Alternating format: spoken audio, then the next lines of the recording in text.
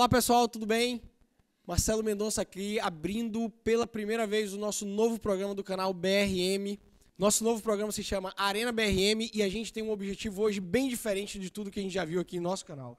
Em primeiro lugar, eu gostaria de agradecer ao nosso convidado do dia, Gabriel Tebaldi, pela enésima vez aqui no nosso canal.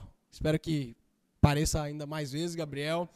Gabriel, Arena BRM, o objetivo não é sabatinar você, o objetivo é sabatinar um tema. E o tema de hoje que a gente escolheu foi universidades públicas, manter, reformar ou acabar com as universidades públicas. Para isso, a gente tem basicamente um host de cada um dos nossos podcasts, 2 convidados. Estou aqui eu, Marcelo, representando o podcast Diga Aí. Nós temos a Lúcia Dalla representando o podcast E o Investor. Matheus Starling representando o Trilha da Prosperidade. Aqui ao meu lado, Disseu Simões representando o Market Lab. Nós temos também o Renan Torres representando o BRM News. E temos 2 cadeiras aqui da FUCAP. A Letícia Moreto, que é uma aluna aqui da FUCAP. Obrigado, Letícia, por sua presença. E temos também o Valcimiro Nossa representando aqui a FUCAP. A gente vai fazer uma rodada, são 3 rodadas de perguntas de cada um, de novo sabatinando o tema.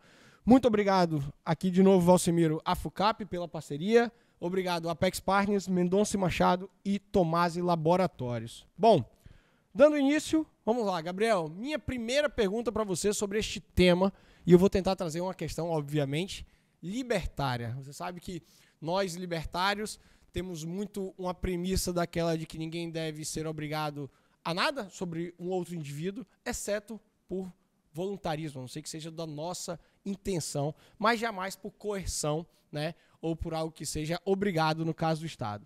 Então, a minha primeira pergunta em relação às universidades públicas, que é um tema que bate muito nos libertários, é, na sua opinião, Gabriel, alguém tem a obrigação, e óbvio que eu estou falando de moralidade, né, filosoficamente em especial falando, não de legalidade, até porque nem toda lei ela é moral, você acha que moralmente as pessoas deveriam ser obrigadas a bancar a educação de alguém? Porque quando eu falo de universidade pública, em que eu sou coercitivamente obrigado a pagar tributos para fins de educação pública, eu estou sendo obrigado a pagar a educação de outrem. Então, essa é a minha primeira pergunta para você. Você acha que é moral a obrigação de pagar a educação de um terceiro? Bom, primeiro, obrigado, Marcelo, a todos aí pelo convite, também pela presença. Primeiro ponto nessa questão é que eu acho que a gente precisa discutir qual é o nível de educação e de obrigatoriedade que a gente está traçando, né? Então, quando eu falo de ensino superior, eu estou excedendo a ideia de uma educação obrigatória, que é aquela educação básica, aquela que todos, por lei, precisam estar cursando, né? Então, quando eu falo de uma educação obrigatória, faz sentido, de certa medida, podemos questionar o modelo ou não, mas faz sentido que as pessoas custeiem o que elas são obrigadas a participar. Agora, quando eu excedo isso, vou para uma educação que não é obrigatória e que ela é facultativa a quem quiser prestar, aí eu já posso questionar se é moral e se é coerente que todos custeiem aquilo que nem todos devem fazer e aquilo que com certeza poucos farão, né? Então, do ponto de vista moral, ainda entrando, né, nesse campo ali do que é ético ou não é dentro do Estado e dentro do financiamento do Estado, podemos discordar com certeza se a todos devem bancar algo para poucos, né? Principalmente porque essa educação não será acessível a todos. Agora, quando eu vou para o nível básico de educação, a discussão muda. Então, eu queria só deixar essa distinção no começo, para que a gente não coloque tudo no mesmo saco, tudo no mesmo balaio, né? Uma coisa é o financiamento feito à educação obrigatória, outra coisa é a educação feita à educação não obrigatória. E dentro da educação não obrigatória, eu também tenho vários níveis. Eu tenho uma educação não obrigatória no nível de graduação, no nível de pós-graduação, né? E aí a discussão vai se aprofundar mais ainda. Então, aqui eu já posso dizer para você, é questionável que todos sejam obrigados a custear a educação de poucos graduandos, e é mais questionável ainda que todos sejam obrigados a custear a educação de mais poucos ainda, que seriam os pós-graduandos, né? Então, esse eu acho que é um dos cernes aqui do nosso debate. Gabriel, a minha pergunta para você é pautada em cima das instituições públicas e privadas. Quando a gente fala sobre isso, não só em relação à educação, mas também em relação à saúde, a gente sempre busca as instituições privadas, para nós, para os nossos filhos. E na educação é um pouco diferente, né? A gente fala de universidade pública e assim enche um pouco os olhos. Isso tem mudado um pouco? Qual a capacidade hoje das universidades públicas de oferecer a melhor qualidade, a melhor infraestrutura? Como que você vê isso ao longo do tempo e agora como que isso se traduz aí? Perfeito. Eu acho que a universidade pública ela sempre esteve no imaginário popular porque por muito tempo elas foram a única opção. Tá? Então, quando eu olho num retrospecto histórico da educação no Brasil, ela começa com uma educação religiosa, jesuítica, etc. Ela vai para o Estado a partir do século XVIII e ela vai se tornar universitária, acadêmica de nível superior no século XX e ela é 100% conduzida pelo Estado nesse primeiro momento e algumas entidades filantrópicas ou religiosas que sempre conduziram. O ensino superior privado, sobretudo em nível universitário, né, ele é relativamente recente. Talvez em alguns estados um pouco mais avançados, como Rio, São Paulo, etc. Mas no estado como o Espírito Santo você pode contar aí 30, 40 anos para cá e olhe lá. Né? Então é natural que esse imaginário sempre esteja atrelado ao setor público como a referência de qualidade, porque por muito tempo ele foi o único lugar onde se fazia isso. Né? Porém, quando o setor privado começa a entrar nesse jogo, ele começa a construir estruturas muito melhores, uma lógica administrativa e uma dinâmica interna mais eficiente, porque se adapta mais fácil às dinâmicas do mercado, e ele vai também nichando melhor o seu serviço. Né? Porque qual é o grande problema, ao meu ver, e daqui a pouco a gente vai poder aprofundar mais um pouco nisso, a universidade pública, como ela tem como proposta atender um pouco de tudo, ela não consegue ter necessariamente uma missão única. Né? Então, quando eu venho para uma faculdade que trata de negócios, ela vai tratar só de negócios. E todo aquele ambiente, aquele universo, aquela atmosfera, aquele ecossistema, fala de negócios. Naturalmente, aquela formação vai ser muito mais otimizada, o recurso vai ser melhor colocado, porque ela definiu um nicho específico. Quando eu tenho um ambiente universitário, em que o próprio nome, né, universitas, universal, a totalidade, é abranger tudo ao mesmo tempo, eu tenho, dentro da própria universidade, uma dificuldade de calibrar o nicho, o foco daquela instituição. Então, se eu for numa universidade federal e for no Centro Acadêmico de Humanas e perguntar para que serve a universidade, vão me responder uma coisa. Se eu for nas exatas, vão me responder outra. Se eu for no direito, vão me responder outra. Cada centro acha que a universidade serve para uma coisa diferente. E isso, claro, é uma forma de escoar e perder energia, perder foco. Né? Então, o setor privado, ao meu ver, ele cresce mais rápido por tudo isso que falamos, mas principalmente porque ele encontra um nicho e se desenvolve nesse nicho com uma potência maior do que consegue fazer o setor público. E a partir daí ele começa a ser uma referência também de qualidade e atrair os melhores alunos também. Porque por muito tempo a universidade pública sempre foi muito mais concorrida, atraía alunos muito bons, né? Então mesmo não tendo uma estrutura excepcional, tudo mais, mesmo não tendo um ensino tão bom, sempre teve alunos muito bons. Tá? Isso começa a mudar na medida em que o setor privado mais nichado e mais especializado começa a atrair esse aluno que quer um ensino melhor e ele fala, não, eu não vou para lá, eu prefiro pagar aqui ou tentar uma bolsa aqui, porque eu vou ter uma formação melhor, mais direcionada. Né? Então, esse é um movimento sem volta, ao meu ver, e que, com certeza, potencializa bastante a educação. E pressiona a instituição pública também. Né? Não é raro você encontrar universidades e faculdades privadas que já estão melhor posicionadas do que vários cursos em instituições públicas. Gabriel, minha pergunta ela vai numa linha um pouco mais pragmática, no sentido sobre orçamento e rigidez fiscal, que é um tema muito caro para as universidades federais. Aí, dando um passo para trás, a gente sabe que o Brasil ele vive uma realidade fiscal que tem a gente tem um problema estrutural muito grande, muito caro ao país. Então a gente tem, por exemplo, alguns estudos do IPEA que mostram que mais de 60% do orçamento federal ele está comprometido com previdência e folha de pagamento. E isso nas universidades federais é uma realidade semelhante e até muito pior. Dados do próprio MEC, inclusive, mostram que 86% do recurso consumido, né, pelas universidades são destinados para gastos de pessoal e encargo, ou seja, sobra muito pouco para investimento, inovação, manutenção de laboratórios, expansão, principalmente nessa linha de atualizar as universidades federais para aquilo que a gente tem hoje na sociedade. Diante desse quadro, né, desse contexto, eu queria te entender sobre algumas frentes. Acho que a primeira delas é como que a gente pode ter uma alocação mais inteligente desse orçamento, que não é pequeno. A gente sabe que as universidades têm orçamentos bilionários, na maioria das vezes. Segundo ponto, como que a gente consegue, né, reduzir de forma técnica revisão de carreiras, redução de custos, né, trazer critérios de produtividade para a alocação desse recurso. E, por fim, como que a gente traz para o Brasil lógicas de novos modelos de financiamento para as universidades, como, por exemplo, mensalidades proporcionais à renda, fundos de endowment, doação, que são modelos que já são mais comuns fora do Brasil. Legal, acho interessante, esse é um ponto crucial que vai perpassar tudo que a gente vai discutir, eu acho, porque quando eu falo do custo da universidade, e esse é o mesmo dinâmico do curso do serviço público no geral, você vai pegar que quase todo esse recurso está em pessoal, em folha de pagamento, né? Em manter a máquina com as pessoas da máquina. Então eu daria um passo atrás para falar primeiro do financiamento, para falar do modelo de contratação.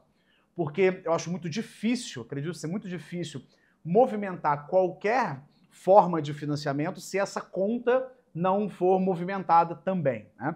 Então vale a pena dar uma olhadinha no que é feito fora do Brasil, só como referência, né? Existem 3 grandes formas de contrato em instituições de ensino superior no mundo, né? O primeiro modelo, muito aplicado nos Estados Unidos, Canadá, Reino Unido, é o que eles chamam de catedrático, né? O professor que é contratado por um mérito acadêmico. Então a universidade ela tem uma autonomia tal que uma comissão da própria universidade contrata os seus professores. Então você chega lá, apresenta o seu trabalho, normalmente o seu trabalho mais relevante, a sua tese, a sua descoberta, né? E aquela comissão vai te avaliar. Ali você pode ter uma avaliação também pela sua qualidade didática, pela sua contribuição, etc. A universidade contrata o professor e esse professor não desfruta de uma estabilidade ad eterno, né? Ele vai sendo sempre reavaliado pelos mesmos critérios dos quais ele entrou. Então, eu vou entrar por mérito acadêmico, eu me mantenho por mérito acadêmico, e a mesma comissão que me colocou pode me tirar. Esse é um modelo. O segundo modelo é por contratos provisórios, é o professor acadêmico contratado por projeto. É muito comum em alguns países europeus, sobretudo a Alemanha, a França. Por lá, o professor não é contratado de um curso e de uma determinada área e fica ali à disposição. Não, ele é contratado para empreitadas com data para começar e com data para terminar. Na hora que essa data termina, ele pode se candidatar a um novo projeto. E quanto mais ele vai sendo reaprovado em projetos, ele vai estendendo o período do contrato. Então, exemplo, eu entrei aqui num projeto piloto, eu tenho 1 ano de contrato. Ano que vem, eu participo de um novo projeto, se eu for aprovado de novo, tiver o mérito acadêmico, todas as avaliações excelentes, esse meu próximo contrato, vamos supor, é de 2 anos. Se eu fizer de novo, meu próximo contrato é de 3 anos. Ou seja, a estabilidade ela vai sendo conquistada aos poucos, a partir do trabalho demonstrado. Se esse trabalho não foi demonstrado, eu não consigo, primeiro, me recolocar, porque eu não passo no próximo processo, e eu também não desfruto de estabilidade. Ou seja, essa estabilidade, esse prazo alongado, ele só vem quando o meu trabalho anterior foi bem prestado. É um modelo interessante, porque me permite tirar profissionais que não sejam bons, não deem bons resultados, né? E o terceiro modelo é o que é feito no Brasil. Você participa de um processo, uma vez aprovado nesse processo, você desfruta de uma vaga e lá você fica, né? Você tem ali um período de estágio probatório, mas assim, é muito difícil de você ver alguém que foi reprovado nesse processo, né? E ali a pessoa fica como funcionário público. E ficando como servidor público, ele vai muito mais se aproximar de um burocrata de Estado do que necessariamente de alguém que está produzindo algo, né? E aqui é preciso deixar claro, tem muita gente boa produzindo muita coisa, mas não porque o sistema o estimula, porque aquela pessoa decidiu produzir, né? Então, se o professor for bem intencionado, esforçado, etc., ele vai, estuda, produz, etc. Mas isso é por uma boa vontade dele. Não é o sistema que o leva a fazer isso, né? E sempre que eu dependo da boa vontade do indivíduo para funcionar, não vai funcionar, né? Então, dentro desses 3 modelos, se eu pudesse movimentar, alterar o modelo de contratação, eu muito provavelmente perceberia que eu tenho mais gente do que precisa e que eu tenho muita gente que não atende aos pré-requisitos mínimos necessários. A partir daí, eu conseguiria fazer um bom enxugamento de folha, né? E esse enxugamento de folha talvez me permitisse rediscutir o modelo de financiamento, que eu precisaria de menos dinheiro, né? E precisando de menos dinheiro, aí eu poderia também pensar em como que eu divido essa conta, né, dentre todos os participantes. Aí já dando um passo agora adiante, quando você fala assim, vou dividir talvez um critério de renda, né? Aquele que tem condição de pagar, paga, aquele que não tem, não paga. Bom, Eu tenho várias visões diferentes a respeito disso. Assim, em certa medida, parece fazer sentido que quem desfruta de uma renda melhor arque com aquilo. Ao mesmo tempo, né, quando eu tenho um sujeito que dispõe de um mérito, me parece mais razoável que não pague aquele que ou não pode ou que mereça não pagar. Então, por exemplo, eu estou dentro de uma instituição privada, eu tenho bolsas. Essas bolsas podem ser obtidas por condição de renda, mas também por mérito. Ou seja, eu tenho uma boa condição de renda, eu poderia pagar, mas você me abre algumas vagas para que os melhores não paguem.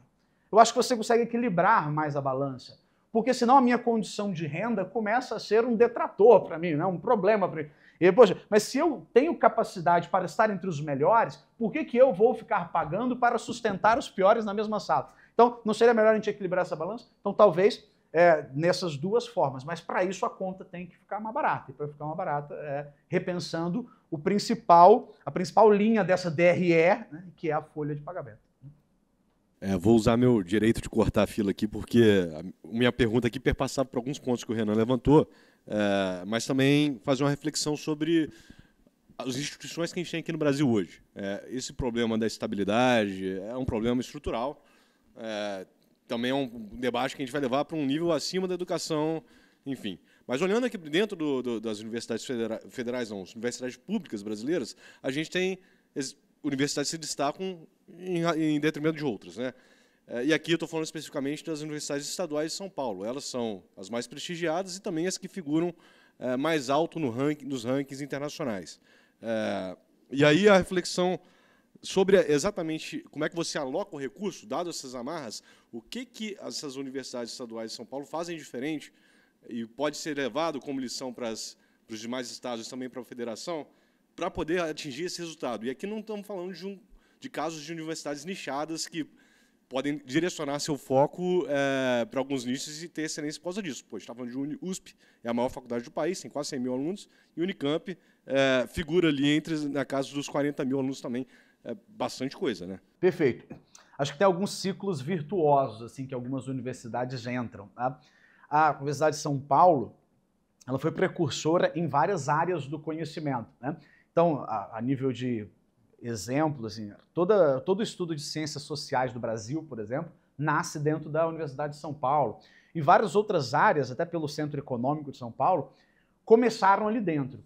Então, no momento em que uma determinada instituição passa a ser referência de algo, ela tende a começar a ser o objetivo de carreira de alguns profissionais. Né? Então, eu começo a criar um ciclo virtuoso parecido com a filosofia em Atenas antiga. Assim, né? Se eu sou filósofo, mas estou lá para o lado da Turquia, eu dificilmente vou desenvolver-me na filosofia. Mas se eu for para Atenas, se eu for para a região da Grécia, eu tenho um ambiente que é muito mais fortuito, muito mais promissor para a minha carreira, para o meu desenvolvimento acadêmico, etc. Então, universidades que são pioneiras em áreas começam a atrair melhores profissionais para a sua equipe. Atraindo melhores profissionais, ela começa também a atrair os melhores alunos. E atraindo os melhores alunos, ela continua atraindo os melhores profissionais. Então, toda instituição que começa, ela tem esse grande desafio, né? Se você abrir uma faculdade hoje, qual vai ser a grande dificuldade para você conseguir credibilidade? Equipe docente que presta e aluno que presta, né? E você vai adquirindo isso a partir de uma maturidade dos serviços que você presta.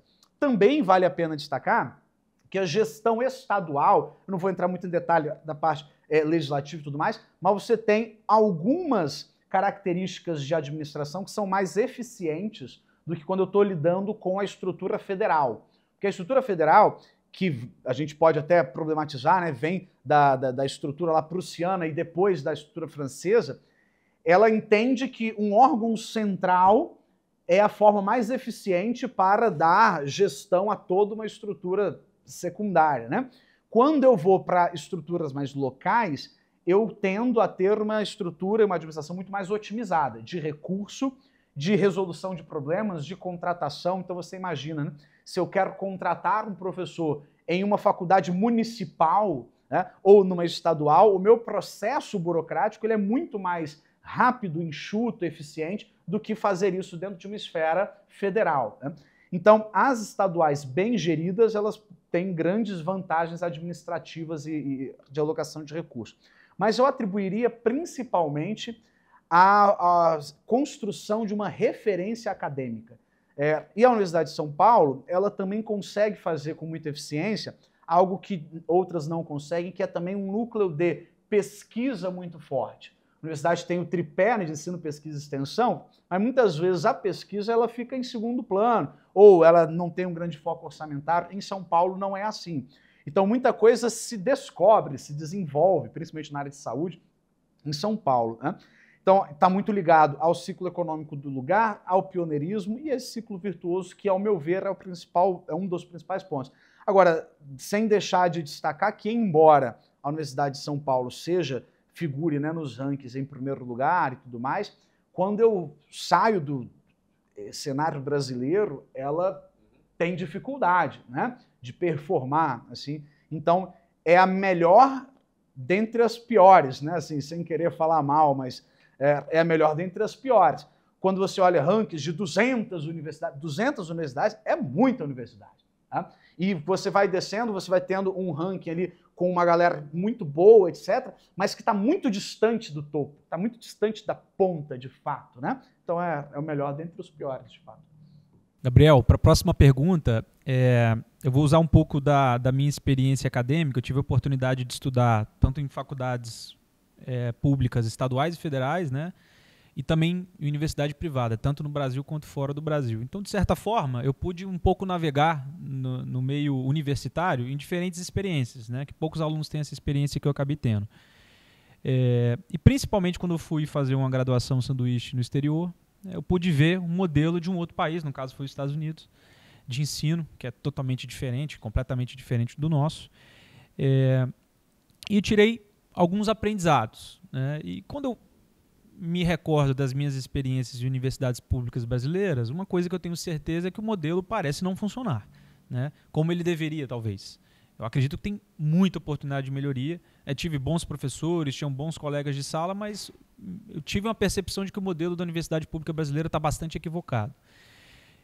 Você, como estudioso, certamente já leu muito sobre experiências de outras nações. Então, o que eu queria te perguntar, de países que são semelhantes com o Brasil, afinal é difícil comparar o Brasil com o Chile, né? A população é muito diferente, a condição geográfica brasileira é muito diferente num país como o Chile, por exemplo. Mas um país de 200 milhões de habitantes, de um tamanho geográfico razoável, continental, que precisa, né, de, obviamente, educar pessoas do Nordeste ao Sul. Quando você olha para fora, para outros países no mundo, né, com experiências que podem ser aproveitadas para o Brasil, quais são os modelos de universidade, né, superior que outros países que você estudou, que você falou, olha, eu acho que esse modelo funcionaria um pouco melhor para a característica do Brasil, do povo brasileiro, da nossa geografia. Traz um pouco dessa experiência de outros países que eu acho que é onde a gente tem que se inspirar. Né? Perfeito, perfeito. Eu tive a oportunidade de fazer todo o meu estudo de pós-graduação, tanto mestrado quanto doutorado, fora também, dentro do sistema espanhol.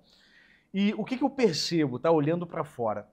As universidades de ponta, elas decidem qual é a missão, qual é o propósito que elas vão cumprir. Então, por exemplo, se eu for a Harvard, indo para um extremo bastante distinto, e dizer assim, bom, eu quero estudar em Harvard para aprender a ser um excelente profissional e fazer um concurso público no Brasil. Harvard vai me dizer, não, nós não formamos esse tipo de profissional aqui. Aqui nós formamos empresários e empreendedores, principalmente quando eu vou para a área de engenharia de negócios, como um todo. A universidade tem um propósito muito claro, ela tem uma vocação e ela diz, olha, a nossa formação talvez não seja a melhor para o que você está buscando. Talvez aqui nesse mesmo país você tenha outras instituições que te formem melhor dentro dessa premissa de uma carreira específica que você quer. Então, eu consigo traçar 4 grandes vocações acadêmicas que as universidades se colocam. A primeira é a formação humanística clássica, né? Instituições de ensino superior que dizem o nosso objetivo, tal como esse era o princípio das universidades quando elas surgiram, é a formação humana moral. Então, a filosofia medieval trazia essa perspectiva. A universidade se presta ao papel de construir indivíduos melhores. Então, a nossa forma de ensino vai culminar em criar um sujeito que se aprimore humanamente e se torne um sujeito moral em busca de uma verdade filosófica conhecida, e nós fazemos isso. Tá? Então, a nossa formação vai ser acadêmica, vai ser literária, né? Vai ser filosófica, a gente faz isso. Ah, eu quero me formar para o mercado de trabalho. Não, nós não fazemos isso. Essa instituição vai dizer, nós não fazemos isso. O meu doutorado na Universidade de Alicante, ele é voltado para transferências interculturais da Europa medieval mediterrânea. Ele não me prepara para o mercado de trabalho. Tá? Agora, ele vai dizer, olha, aqui nós temos um núcleo de intelectuais que, se você quiser se desenvolver no estudo da Europa medieval mediterrânea, é isso aqui que a gente faz. Tá? E aqui é o melhor da Europa. Agora, se você quiser estudar inteligência artificial, meu velho, não é com a gente. Tá? Então, a instituição sabe a sua vocação. Acho que esse é o grande problema nosso. Segunda vocação é a instituição voltada à pesquisa científica, né? A universidade empírica. Então, olha, aqui nós não formamos questão humanística clássica, nós não formamos literatura. Aqui nós temos laboratórios, aqui a gente faz pesquisa. Então, quando você olha para universidades de ponta, de pesquisa, é porque lá só se faz isso. As pessoas falam, aqui esse é o nosso DNA, essa é a nossa vocação. Terceira grande característica é a formação utilitária. Né? A formação utilitarista acadêmica é a instituição dedicada às demandas do mercado de trabalho. É onde figura a maior parte das instituições privadas. Né? Então, o que a nossa faculdade faz? A gente atende demandas do mercado. Esquece a formação humanística clássica, esquece a pesquisa laboratorial. Não é esse o nosso foco. A gente não está aqui para inventar e descobrir vacina. A gente está aqui para atender demandas de mercado. Se o mercado precisa de um profissional formado nessas competências ABC, a gente vai criar um curso para isso, vai formar, você vem aqui, estuda, vai embora, tchau, benção, obrigado. Né? Essa é uma terceira vocação. E a quarta é a chamada formação crítica política, né? Que é a teoria freiriana, né? De Paulo Freire, por exemplo. A universidade como um centro de construção política. Então, as pessoas estão ali para desenvolver uma certa mentalidade de engajamento político-social e elas se prestam a isso. Então, o conhecimento que é trabalhado, ele gira ao redor dessa formação. Então, eu falo assim, formação moral humanística. Não, não interessa. Interessa formação política para movimento social. Ah, pesquisas... Não interessa. Interessa formação política e movimento social. Formar mão de obra para o mercado. Não interessa. Interessa formação política, etc. Quando a universidade entende a sua vocação, ela figura como sendo uma instituição de ponta naquilo que ela decidiu fazer. O que eu entendo de problemático no nosso modelo, no nosso regime, etc., é que não é possível a instituição determinar com muita clareza a sua vocação. Por quê? Porque ela tem que ter direito, engenharia, gemologia, biblioteconomia, história, etc. Então fica em núcleos de centros acadêmicos que não conseguem necessariamente sobressair em algo. Né? Então eu entendo que o modelo que melhor funciona, que eu conheci lá fora, é a instituição dizer, aqui nós nos prestamos e nós vamos dizer muito mais não do que sim. É o que faz as empresas de ponta. Né? Empresas de ponta não vendem de tudo um pouco. Elas escolhem uma vocação e trabalham naquilo. Né? E eu acho que esse é o principal diferencial. Quando você vai para instituições de ponta fora, elas não tentam abarcar tudo o que as nossas instituições tentam. E quando eu olho para as instituições privadas de ponta no Brasil, elas também não tentam abarcar tudo. Elas escolhem 3, 4, 5 cursos dentro de uma mesma área afim e trabalham só nisso. Por isso que elas são de ponta. Tebaldi, eu andei pesquisando algumas universidades públicas de outros países que continuam trazendo eficiência na educação. Em 2009, a Finlândia ela fez uma reforma para ensino superior, né, nas suas universidades públicas. E eles fizeram da seguinte forma: cerca de 70% a 90% do orçamento só é financiado nas universidades de acordo com o mérito. Então, eles têm que apresentar uma quantidade de diploma, uma quantidade de patente e por aí vai. Eles disponibilizam para essas universidades uma autonomia para gerir o orçamento. E tem a questão da contratação, que foi um embargo que a gente falou no início, né? Como que a gente faz essa parte de gestão de pessoas?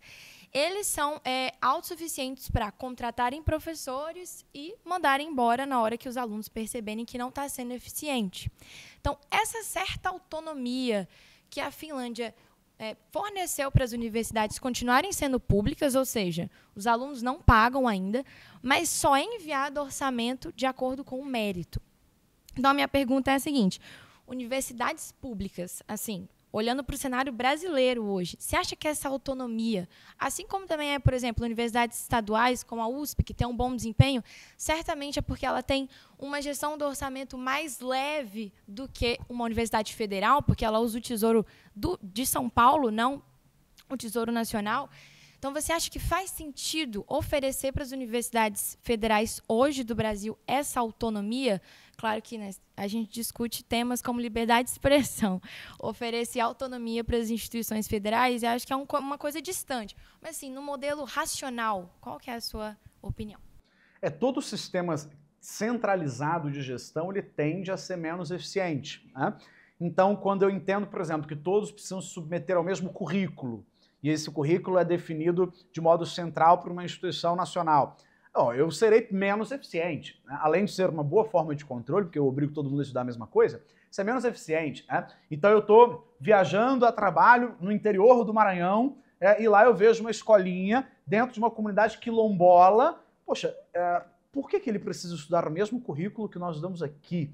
Não seria melhor adaptar aquela educação às demandas locais, sem perder, é claro, alguma referência de algo distinto, etc. Então, sempre que eu vou para a centralização, eu perco a eficiência, porque não é razoável imaginar que alguém que não conhece a sua realidade, não participa do seu dia a dia e não está no seu cotidiano, vai saber gerir melhor do que quem está lá, né? Então, concordo que a gestão local tende a ser melhor. Hoje, o orçamento ele é muito engessado porque ele tem uma série de despesas obrigatórias, a começar por folha, como a gente falou. Então sobra muito pouco, né? E quando sobra muito pouco, eu tenho algumas áreas já pré-determinadas também por lei para poder, que obrigatoriamente precisam rodar. Então, acho que um dos grandes problemas, dando um passo atrás, é que a gente sempre discute educação no Brasil pensando em quantos % de PIB eu tenho que dar para determinado setor. E aí a gestão do orçamento fica caótica, porque praticamente não sobra nada. O mérito seria a melhor forma, sem sombra de dúvida, para poder gerir qualquer orçamento. Hoje existe alguma, em certa medida, né, alguma alocação de recursos nesse sentido, tá? Professores com uma menor titulação ou com menores pontuações de currículo têm uma dificuldade maior para conseguir algumas bolsas de pesquisa, etc. Então, há sim uma seleção por mérito, mas ainda muito pequena, tá? E por que eu acho que isso é muito difícil no Brasil? Acho que o Mises explica bem, né, nesse livrinho que é o Conflito de Interesses, e outros ensaios, onde ele fala da sociedade de castas. E aí o Mises diz assim, olha, em um sistema de castas, a resposta para a sua pergunta é óbvia. As castas concedem certos privilégios aos seus membros ou determinadas restrições aos que não são membros. Então, um homem que pertence a uma casta continuará a viver nessa casta ao longo de sua vida e o seu destino tem uma ligação insolúvel com essa casta, ou seja, eu vou criar os benefícios para os meus e vou impedir os que não são meus, né? Então, essa estrutura do funcionalismo público funciona muito como castas, dificulta qualquer lógica de mérito ou qualquer lógica de alocação otimizada. Por quê? Para poder dispor do acesso a esses recursos, eu preciso entrar numa estrutura pública, eu preciso jogar a regra do jogo, eu preciso fazer parte de determinados grupos, eu preciso ser aprovado em comissões A, B, C e tal, e isso nunca mudará enquanto essa estrutura não for mudada. Mas, sem sombra de dúvidas, deveria receber mais quem desenvolve mais, quem entrega mais. Não só como recurso para pesquisas, etc., como até mesmo de remuneração, né? Eu passei muito tempo em sala de aula brigando por isso. Não faz sentido professores de qualidades e entregas diferentes receberem a mesma hora-aula, por exemplo. Por que eu preciso receber a mesma hora-aula de alguém que entrega menos do que eu? O tempo é o mesmo, mas a entrega e a avaliação não são, né? Então, sem sombra de dúvidas. Agora, isso hoje no Brasil seria ilegal, né? Então é preciso uma reforma profunda da estrutura legal que aloca a receita para poder permitir algo um pouco mais solto, nesse sentido, com a maior autonomia, né? Essa centralização, ela é uma herança do período final do regime militar, né, e início da redemocratização. Como durante o regime militar algumas instituições acabaram sendo usadas politicamente, perseguição aqui ou ali, quando viemos para a redemocratização, houve essa corrida para tentar amarrar o máximo possível na lei para não ficar tão sujeito aos momentos políticos, né? Mas isso já tem quase 40 anos, então já é possível repensar isso, né? Imagine, assim, é compreensível imaginar que durante o período militar, por exemplo, mudou-se aqui um determinado governo, como o orçamento e as contratações, que na época não eram por concurso. As pessoas não tinham essa estabilidade de hoje, qualquer mudança de governo poderia gerar uma remoção das pessoas, demissão, etc. Então a gente vai para o extremo oposto. Não, vamos garantir que essas pessoas não podem sair do emprego para que evite um governo de ocasião, né, etc. Mas já se foram 40 anos, então já está mais do que o momento de rever tudo isso. Ok, olá Tebaldi, prazer falar com você aqui. Bom, eu ainda vou trazer alguns pontos que já foram falados por muitos aqui, mas só para tentar fazer um fechamento aqui de algumas falas suas. A gente tem um dado aqui, por exemplo, de 2023, mais de 85 mil vagas ofertadas pelas universidades públicas lá via SISU não foram preenchidas, né? E a gente sabe que a taxa de ocupação, de forma geral, ela vem caindo cada vez mais nas universidades públicas. No setor privado, a gente tem um certo crescimento aí de vagas preenchidas até, embora, como você já falou, você tem instituições muito boas e tem outras também que demandam aí uma qualidade melhor. Somado a isso, né, ainda tem uma percepção aí da sociedade de que há uma certa desconfiança já na universidade pública, né, especialmente aí porque veem como um ambiente excessivamente, às vezes, ideologizado, distante um pouco das prioridades aí do país. Então, a gente tem, por um lado, né, vagas gratuitas não sendo preenchidas, ou seja, não estão sendo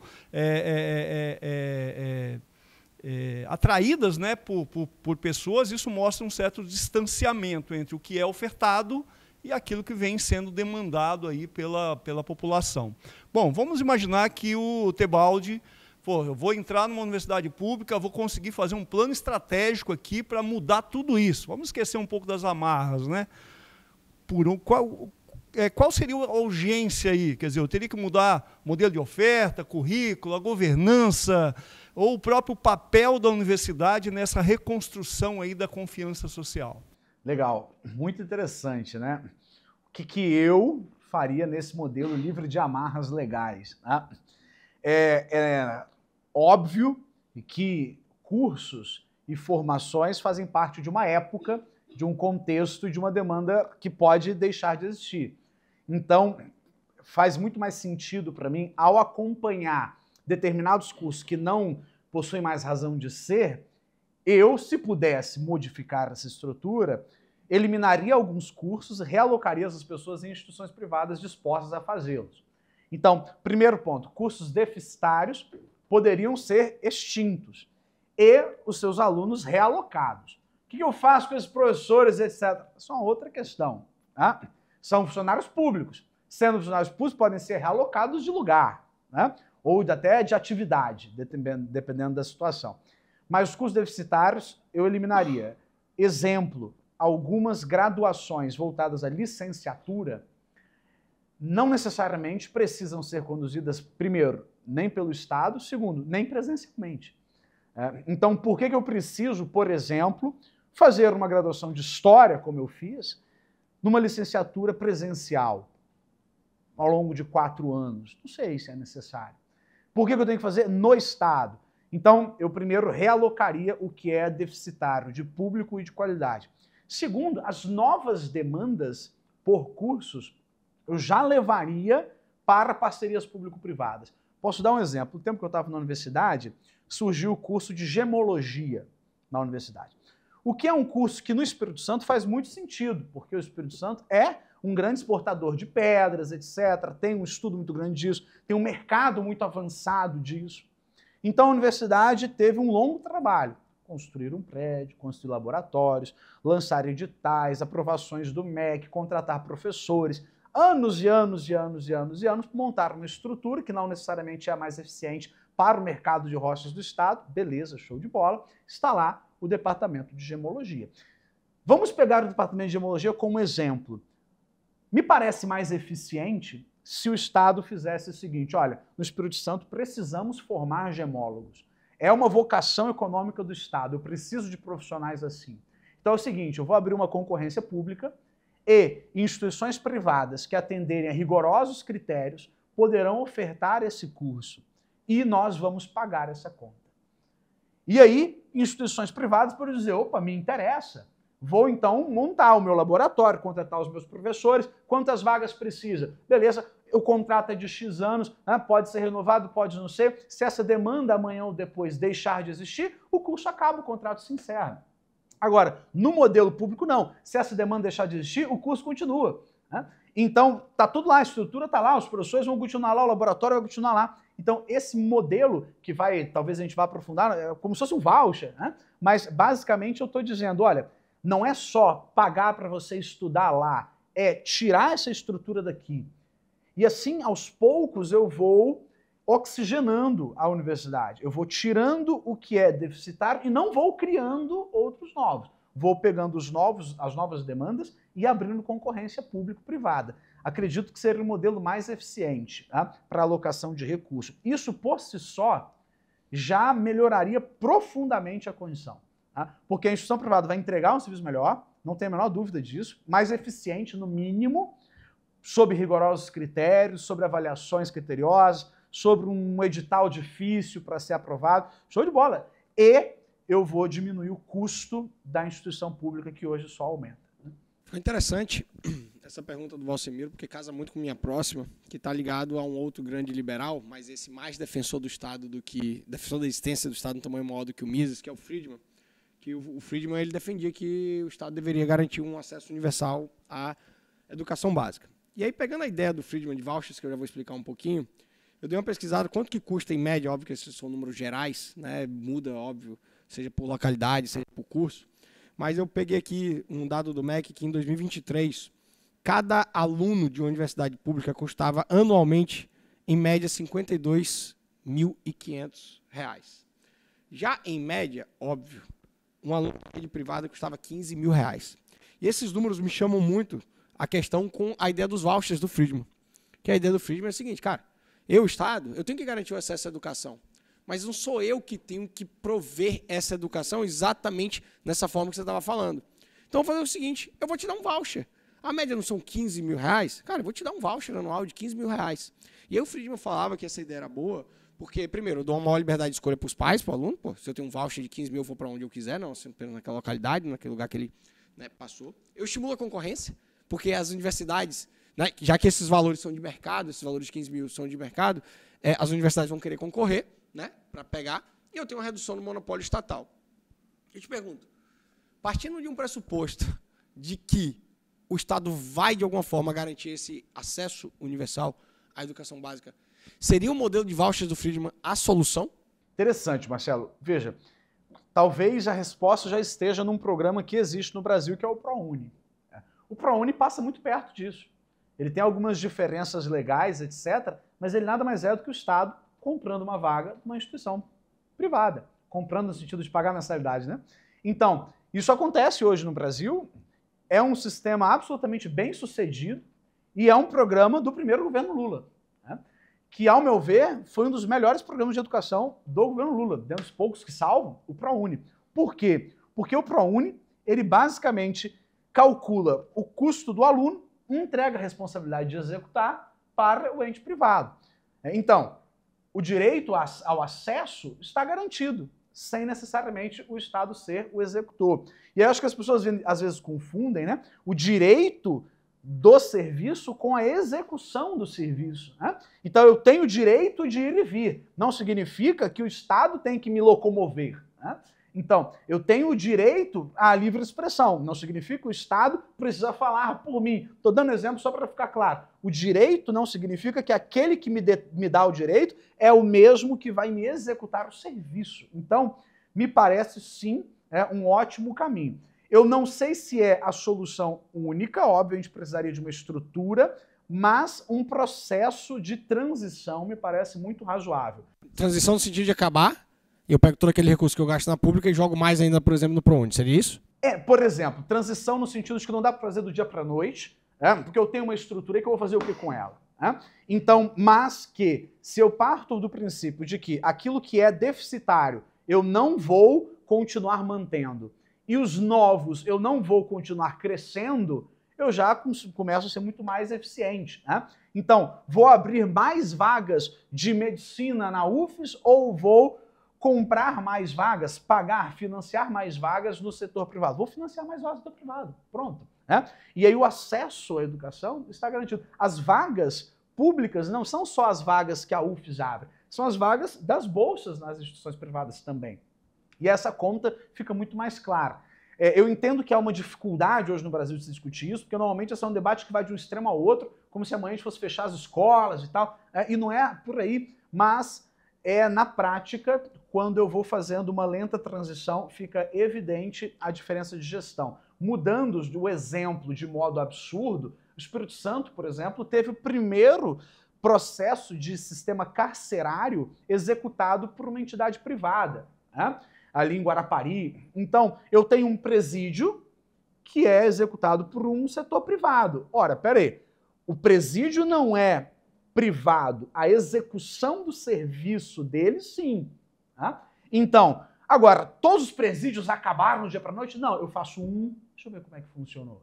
Ajusta detalhes, cria todo o regramento legal, etc. Daí eu vou para o segundo, daí eu vou para o terceiro.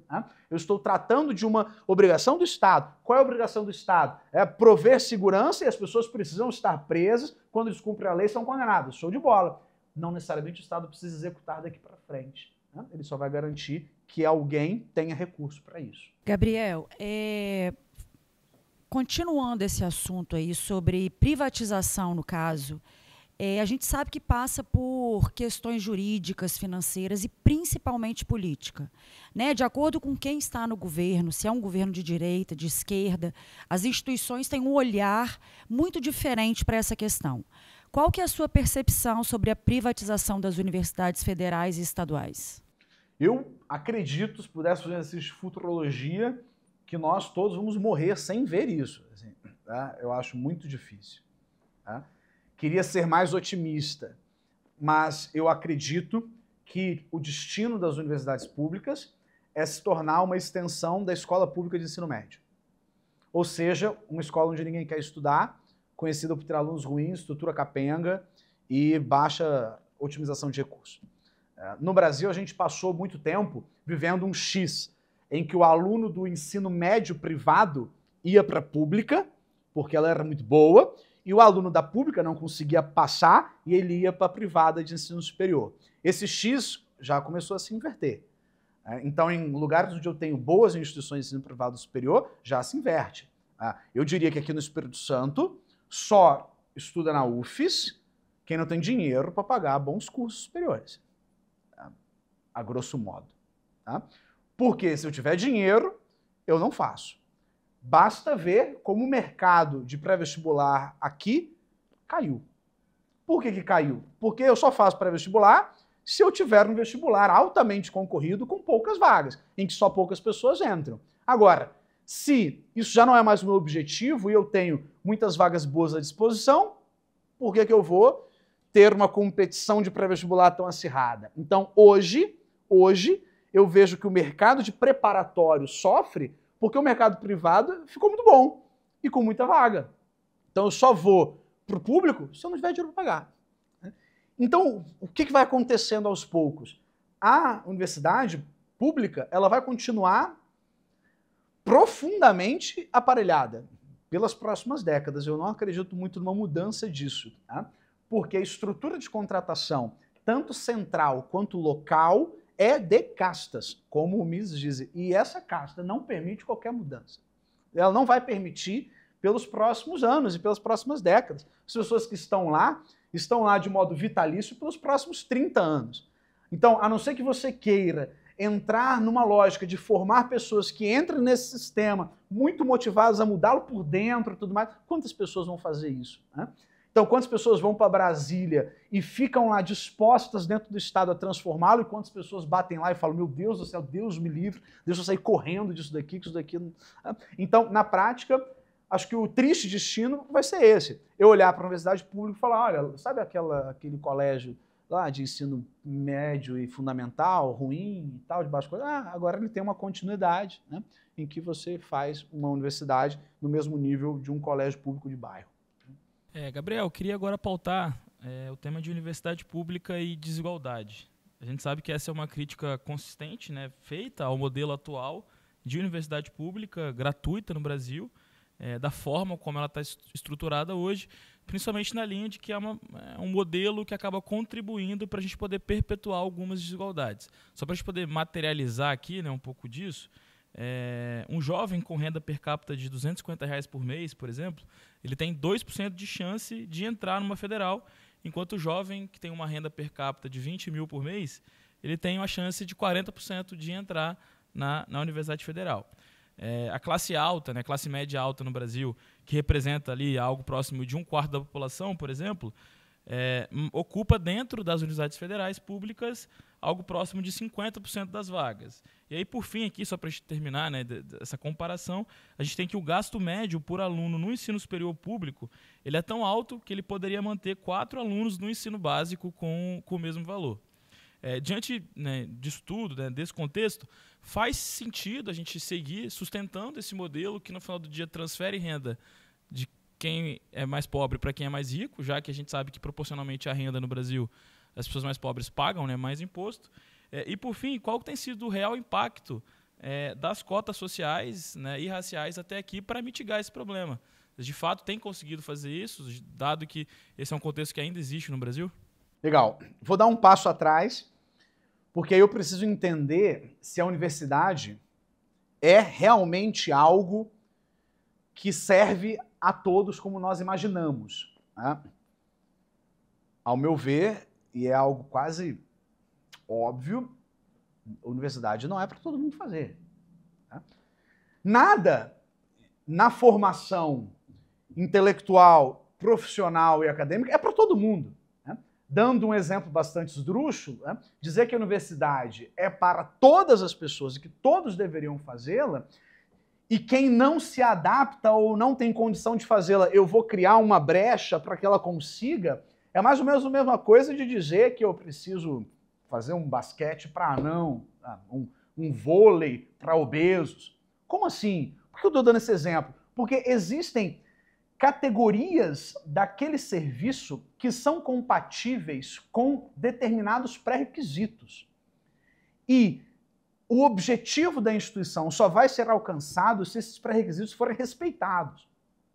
Então, a nível de exemplo, tá? Você estava falando, eu lembrei aqui do Ética, o Demo de Aristóteles. Quando ele define nobreza, ele diz: a nobreza das coisas é sempre determinada pela nobreza dos motivos e das escolhas das pessoas. Como assim? É bom aquilo que serve ao que me interessa. Se a universidade não serve a uma determinada necessidade de alguém, o que essa pessoa está fazendo lá? Então, veja, eu entendo que a universidade pode e deve, né, atender grupos diferentes, não deve ter só um determinado grupo social. Show de bola, ok. Então, ela é o melhor modo para tirar alguém de uma condição de pobreza ou de desigualdade? Não é. Não é. Me parece muito mais interessante que esse esforço de orçamento de educação, ele se potencialize primeiro em cursos técnicos, porque aqui eu tenho uma grande massa de mão de obra desqualificada, e uma vez com as pessoas tendo uma boa estrutura que lhe permita ascender profissionalmente, depois ela desenvolve o seu estudo naquilo que ela já trabalha, e não o contrário. Hoje, a gente pega um menino pobre que precisa trabalhar, coloca ele dentro da universidade, para que daqui 5 anos ele supostamente aprenda algo ali e vá buscar um emprego. Eu não o preparei nem academicamente, porque ele não vai ser um pesquisador, nem profissionalmente, porque eu não formei mão de obra, ele é um desempregado com diploma. Agora, se esse caminho fosse inverso, esse sujeito saísse para uma formação técnica, conseguisse primeiro se profissionalizar e a partir daí estudasse o que faz sentido para a sua carreira, eu tenho um ciclo muito mais próspero, ao meu ver. Então esse é o primeiro ponto. Assim, a ideia de que todas as pessoas precisam pisar numa universidade é uma ideia que não tem nenhum compromisso com a lógica. Assim, é um discurso populista. E é algo tão óbvio, e veja que curioso, né? É óbvio, mas a gente fica meio constrangido de falar. Né? Quando uma ideia óbvia gera constrangimento em dizer, é porque a gente está num buraco intelectual assim, muito profundo, sabe? As pessoas se sentem mal em dizer, não, a universidade não é para todo mundo. Aí você fala, poxa, eu tenho aqui um grupo mais rico, um grupo de melhor formação na universidade. Eu olho para esse dado e falo, pô, que bom. Porque pelo menos as pessoas têm uma formação melhor, estão lá para atender ao que a universidade, em tese, deveria fazer. Para mim não é um problema. Para mim não é um problema eu ter um grupo de maior renda e melhor qualificação na universidade. O problema seria se a universidade fosse o que ela está se tornando, só formada por pessoas que estão lá cumprindo cotas ou baixa condição intelectual. Então, não acho que seja um problema. A minha questão é, eu não quero que a universidade seja preenchida por outros grupos só para dizer que esses grupos estão lá. Eu quero que esses grupos estejam lá porque o que existe lá dentro, de fato, vai transformar a vida deles. De fato, vai transformar a carreira deles. E não que eu vou formar um desempregado com diploma. Né? Então, esse passo atrás, ao meu ver, é fundamental para que a gente entenda que a universidade é um jeito de formar. Ela tem um propósito específico. Esse propósito não resolve o problema de todo mundo. Na verdade, esse propósito resolve o problema da menor parte das pessoas. Né? Então, recalibrando esse propósito, eu entendo que algumas pessoas devam estar lá mais cedo, outras mais tarde. Acho muito importante que as pessoas se qualifiquem, se formem, não tenho a menor dúvida disso. O momento para isso é que é diferente de acordo com a condição social. Né? E aí a injustiça se perpetua. Por quê? Como você disse, né? Eu estou financiando uma série de serviços para um grupo específico e não estou financiando outro, quando, na verdade, esse outro precisaria de um outro tipo de atendimento do Estado. Tebaldi, a gente percebe que no Brasil uma das grandes necessidades de conhecimento é um conhecimento profissionalizante técnico, para as pessoas trabalharem. Afinal, num país que é subdesenvolvido, se espera que primeiro as pessoas tenham competência técnica, tenham emprego e tenham renda, para que posteriormente possam, se quiserem, né, aprofundar os seus estudos, entrar numa faculdade. A grande maioria dos brasileiros precisa de trabalhar, né? Nem todo mundo consegue tirar um período de 4, 5 anos só para estudar, vamos assim dizer.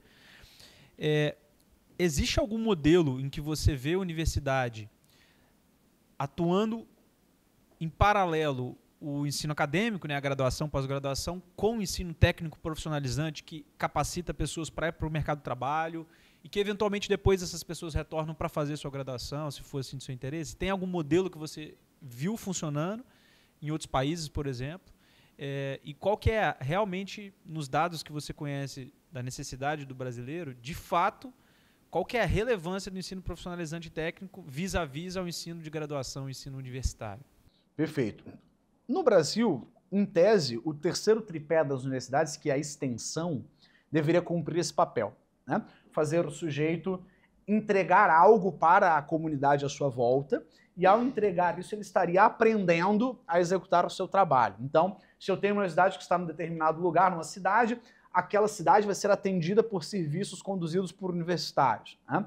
Isso é mais claro de perceber nas ciências da saúde, por exemplo. Né? Então, se eu tenho uma grande formação de enfermeiros, e médicos, e nutricionistas, e psicólogos, etc., essas pessoas vão atuar na estrutura de saúde do lugar e tudo mais, são os projetos de extensão. Fora do Brasil, eu percebo um movimento que algumas universidades aqui já fazem, como a Universidade de São Paulo, a Universidade de Campinas, que é a formação profissional no modelo de MBA, por exemplo. Né? Então, um mestrado profissional, né? Que são mestrados pagos, eles não são gratuitos. Né? O que é um modelo, para mim, de novo, óbvio e excelente. Né? Você vai buscar a instituição para poder se profissionalizar na sua carreira, então você paga por isso. Né? O meu doutorado lá em Alicante, ele é pago. Ele é muito pouco pago, porque é realmente muito barato. Tá? Coisa de 400 euros por ano, porque a universidade tem subsídio, mas ela entende que o sujeito que está se formando em um doutorado, ele não deve ser bancado por todo mundo, ele precisa se bancar, né? Nem que seja em algo pouco, assim, sabe? Então, entendo que esses programas de pós-graduação, ele pode e deve funcionar como um programa pago dentro da instituição pública. Porque, e aí eu já vou chegar onde você tocou. Imagine se eu tenho uma turma de mestrandos ou doutorandos que custeiam aquele serviço, estão lá porque querem estudar, vão pagar para estudar. Poxa, Gabriel, mas e aqueles que não têm condição de pagar? Bom, como tem alguns pagando, eu posso fazer o que nós já falamos, conceder bolsa por mérito para quem não pode pagar, mas por mérito. Você não pode pagar? Sem problema, tá aqui, ó, você tem X vagas por mérito, você conquistando essas vagas, você estuda sem pagar porque tem outros pagando, né? Agora, de longe, a educação técnica profissionalizante, ela precisa ser um foco do ensino básico. Ela não é um dever do ensino superior. Então, no mundo e também no Brasil, o modelo é o modelo do ensino médio, aqui no ensino médio high school, em que eu estudo o currículo e disciplinas a mais. Essas disciplinas a mais me preparam para aquilo que for necessário, né? É o que faz o IFES aqui, né, os institutos federais. Então você tem o currículo do ensino regular e você tem um currículo técnico. Gente, o ensino técnico é a chave de mudança educacional no Brasil. Não tenho a menor dúvida disso.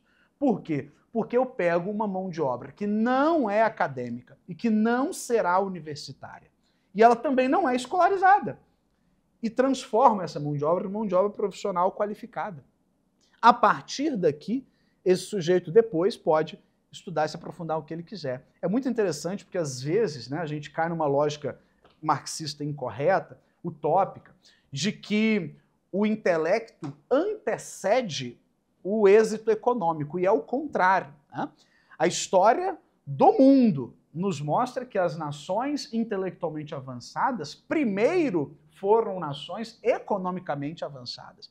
Então, primeiro eu me desenvolvo financeiramente, para depois eu me desenvolver intelectualmente. A escrita só surgiu na humanidade depois da Revolução Agrícola. Quando eu consigo construir forma de sustento e renda, aí eu começo a me preocupar com outras coisas. Porque se eu estou vendendo o almoço para comprar janta, a última coisa que me preocupa é com o que Platão escreveu em Diálogos, né? Então, o intelecto é resultado do êxito financeiro. Então, se eu quero uma população mais escolarizada, eu primeiro preciso criar formas para essa população ganhar mais dinheiro.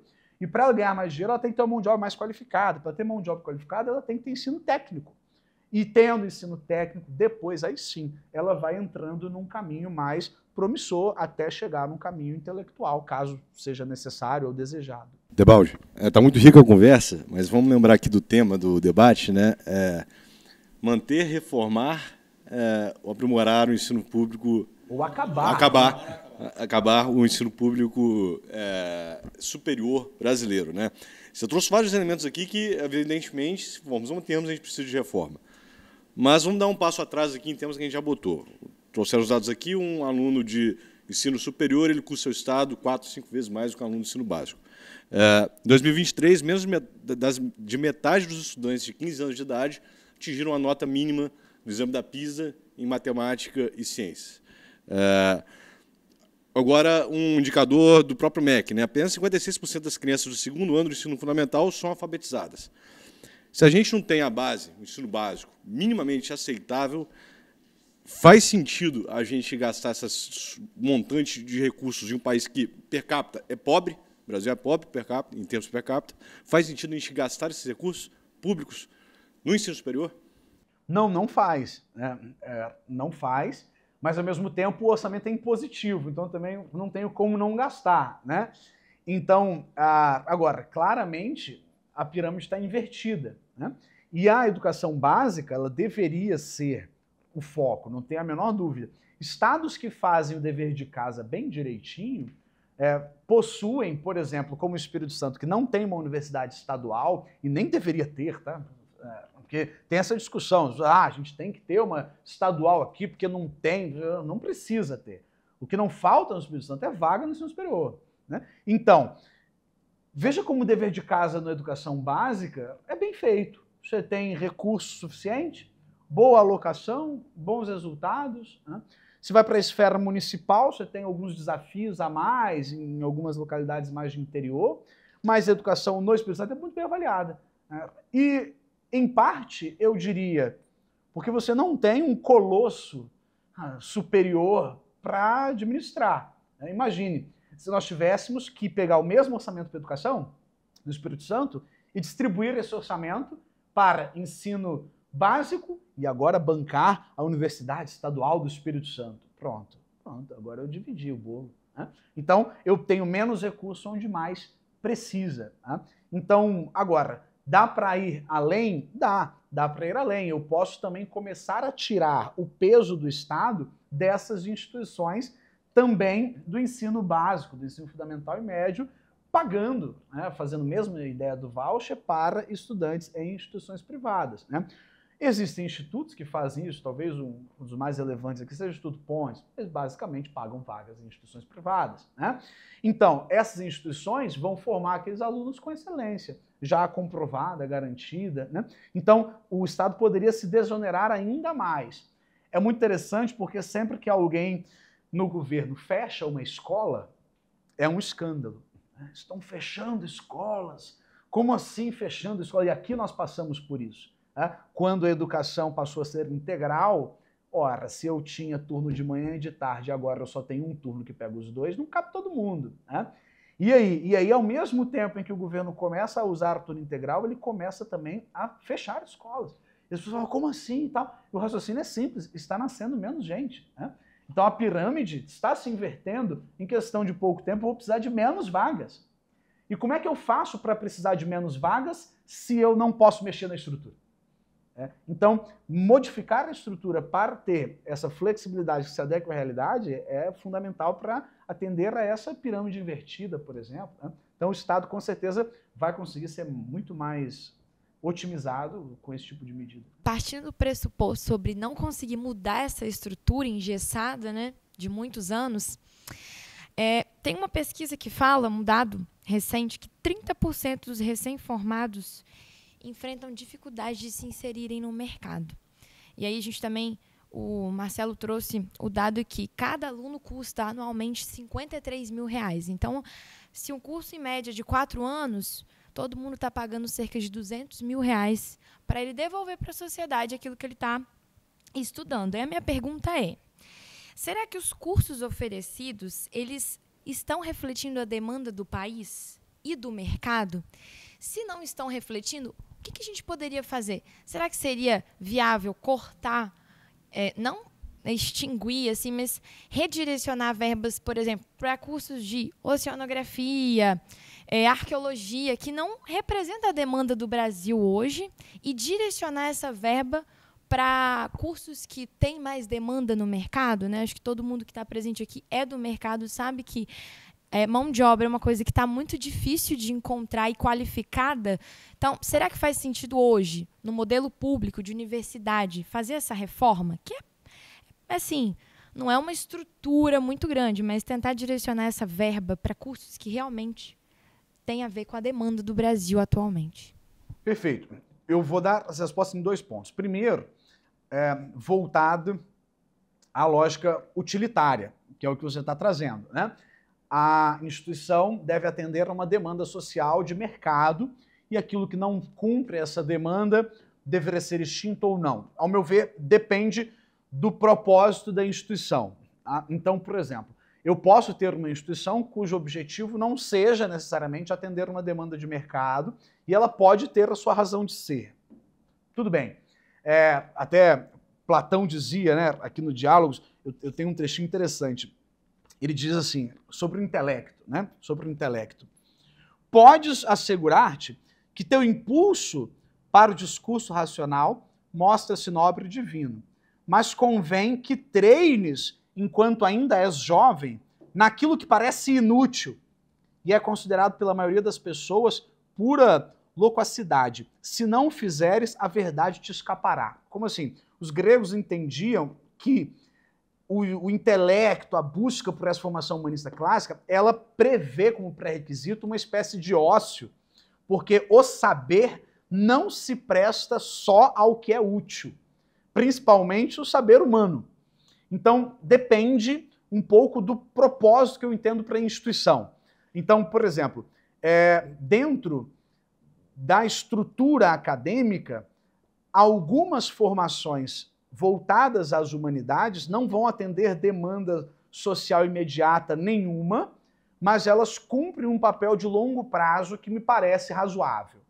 Então, ter um grupo intelectual que consegue desenvolver boas estruturas de critério moral, bons raciocínios sobre a coisa pública, boas teorias sobre o Estado, etc. Nada disso cumpre uma demanda utilitária do momento, mas é importante enquanto construção de inteligência daquele país. Assim. Então, só esse ponto que eu entendo assim, que a lógica utilitária para todo o sistema de ensino ela pode deixar lacunas, porque tem algumas coisas que podem não parecer muito úteis no momento, mas que possuem importância de longo prazo. Sobretudo porque a pesquisa ela é uma construção de longo prazo. Feito esse paralelo, esse parênteses, né? Agora, indo para uma lógica de otimização de recurso, quando eu tenho um determinado número de matrículas na instituição privada e eu não cumpro o mínimo obrigatório, então aí eu já também não estou entregando o que seria interessante, nem de curto nem de longo prazo. Então eu entendo que da mesma forma como uma faculdade privada não abre turma se não tiver o número mínimo de alunos, instituições que não possuem procura ou que têm um êxodo muito grande durante o curso, esses cursos podem ser repensados. E, não atingindo o mínimo necessário, eles deveriam ser encerrados. Então, bom, se eu tenho uma turma que eu tenho lá 4 pessoas, 5 pessoas, 6 pessoas, não faz o menor sentido, as pessoas deveriam estar ajudando em outro lugar. Ah, o Estado não vai bancar as pessoas aqui, que banque fora, então. Ah, mas eu passei aqui, eu quero usar de graça. Beleza, vou pagar para vocês dar lá fora. Mas não aqui. Não faz sentido eu manter uma estrutura acadêmica de um centro para que poucas pessoas, meia dúzia, estudem. Né? Então, não tenho dúvida que alguns cursos precisariam ser encerrados por falta de procura, como acontece em qualquer instituição privada. Só faço esse parêntese porque, a depender do foco e da vocação da instituição, ela pode não cumprir uma premissa utilitária e, ao mesmo tempo, ser excelente e ser importante, mas não necessariamente por um curto prazo imediato. Então, isso poderia justificar a permanência dessa instituição. Ora, países que têm grandes prêmios Nobel de literatura, né? Bom, para que serve a literatura do ponto de vista utilitário? Ela não atende nenhuma demanda prática da sociedade. Mas, se eu não tiver um mínimo de estrutura acadêmica dentro dessa área, eu também nunca vou ter literatura. Então, legal, só preciso estabelecer quais são os critérios mínimos aceitáveis. E não necessariamente precisa ser o Estado a executar. Mas o processo intelectual precisa, de alguma forma, acontecer em algum lugar. Montebaldi, as universidades públicas, né, a gente sabe que elas acabam concentrando aí hoje ainda a maior parte da produção científica do país. Só que a gente percebe também que boa parte dessa produção científica é pouco aplicada e às vezes desconectada aí à realidade empresarial e social. A gente tem, claro, exceções, né? Tem centros de inovação, temos startups acadêmicas, temos núcleo de pesquisas aí, mas pouca conexão com o meio empresarial, principalmente, né? Eu já passei por uma universidade pública como professor e lá era proibido falar de mercado, de empresas, né? Então, acho que a gente vê um pouco dessa cultura que veio ao longo do tempo. Mas a gente, se a gente permanecer aí nessa excessividade aí, né, voltada para essa abstração acadêmica, aí, a gente corre risco de tornar cada vez mais irrelevante o que é produzido, ou seja, ninguém vai perceber o que está sendo produzido. E é dinheiro que está indo ali, né, que poderia ser melhor aplicado. Dado o status atual, né, do que a gente está discutindo aqui esse tempo todo aqui, dos problemas que a gente tem, às vezes as incapacidades de virar a mesa, né, que tipo de incentivos, né, a gente poderia recomendar aí para as universidades públicas para que elas realmente tivessem aí um conhecimento mais voltado para uma aplicação e aí por meio de parceria com empresas, né, projetos de impacto de fato que transformasse a sociedade. Será que dá para virar essa mesa? Eu acredito que sim, sobretudo se a gente for para aquela lógica de que aquilo que é novo a ser criado não precisa ser executado pelo Estado. Então, quando a Universidade Federal do Espírito Santo foi desenvolver, por exemplo, o seu núcleo de estudo de petróleo, eles fizeram uma parceria, né, com a Petrobras. E essa parceria construiu um centro da Petrobras dentro da UFES. Tudo bem que a Petrobras também é pública, mas assim, mas ela também é privada. Então, o que foi feito ali? Um ótimo exemplo do que dá para fazer. Olha, isso daqui não é o nosso know-how, então vamos trazer quem sabe disso e trazer aqui para dentro? E a execução que vai acontecer aqui dentro, a gestão que vai acontecer aqui dentro, é a gestão que acontece lá na empresa. E ali eles vão desenvolver em parceria. Então eu entendo que projeto e pesquisa deveria ser feito em parceria privada. Uma das melhores pesquisas que eu participei no tempo de universidade foi voltado na época em que a Samarco estudava a ampliação das suas usinas em Anchieta e precisava, então, desenvolver um estudo de impacto. E ela foi até a universidade e contratou um grupo de pesquisadores para fazer esse estudo de impacto. Então, nós não estávamos ali discutindo o sexo dos anjos, e fazer um estudo de impacto. Foi um acordo entre uma empresa pública e outra privada. Terminamos entregando para a Samarco o que ela precisava. E o que saiu dali foi fundamental para adaptar uma série de atividades dentro da indústria. Então, dá para fazer, temos exemplos assim, é muito mais eficiente. Talvez no exemplo que eu dei da gemologia, se fosse assim lá atrás, talvez seria mais eficiente. E eu conheço muito pouco do curso, tá? Estou só falando no sentido da estrutura. E isso faz com que a gente evite esse problema do academicismo. Porque como que um professor universitário se forma hoje? Ele termina a sua graduação, ele muitas vezes, na maioria dos casos, emenda no mestrado, depois ele emenda no doutorado e ele emenda no concurso. Ele é um pesquisador, mas a universidade não necessariamente tem a área de pesquisa dele e, ao mesmo tempo, não tem vaga para pesquisador, tem vaga para professor. Mas ele nunca deu aula, mas ele vai ser contratado como professor. Então, às vezes, é um excelente acadêmico, um péssimo professor. Então, a estrutura está errada. Então, o cara nunca deu uma aula na vida, mas ele é contratado para ser professor. Aí a minha pesquisa, não, veja bem, aqui a gente não tem esse centro, ou essa vaga, ou essa área, ou não tem esse incentivo. Então, essa estrutura está equivocada. Me parece que, se eu trago isso para uma parceria privada, eu contrato pessoas já da própria área e elas executam aquilo que elas sabem fazer de melhor. Boa.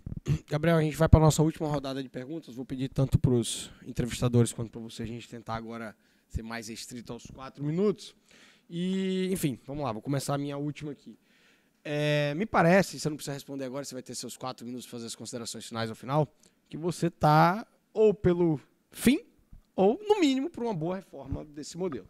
Então, eu vou basicamente levantar mais uma bola aqui para ver se você concorda com o meu comentário, talvez muito mais pelo fim.